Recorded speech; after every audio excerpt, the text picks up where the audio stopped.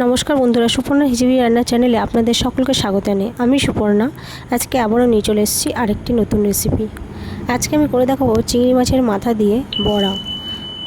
অনেকেই হয়তো চিংড়ি মাছের মাথাগুলিকে ফেলে দেন, তো এবার থেকে ফেলে না দিয়ে আমার মতো করে একবার বড়া বানিয়ে খেয়ে দেখবেন। আশা করি আপনাদের ভালো লাগবে। তো দেখতে থাকুন, সঙ্গে থাকুন।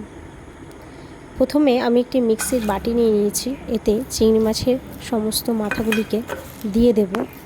এবার এর মধ্যে আমি 4 কোয়া রসুন, 3টে কাঁচা লঙ্কা, আপনারা আপনাদের ঝাল অনুযায়ী কাঁচা লঙ্কা ব্যবহার করবেন, একটি পেঁয়াজ কুচিয়ে নিয়েছি,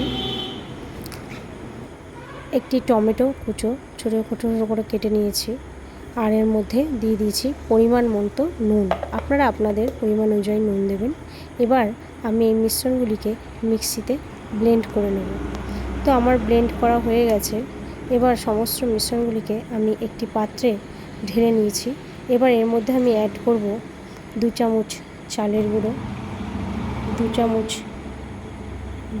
বেসন গুঁড়ো ও সঙ্গে হলুদ। এবার সমস্ত মিশ্রণগুলি দেওয়া হয়ে গেলে এগুলি আমি ভালো করে মেখে নেব। মিশ্রণটি মাখা হয়ে গেলে এদিকে আমি গ্যাসে কড়াই চাপিয়ে তার মধ্যে তেল দিয়ে ওই মেখে রাখা চিংড়ি মাছের মাথার মিশ্রণটি বড়ার আকারে তেলের মধ্যে দিয়ে দেব।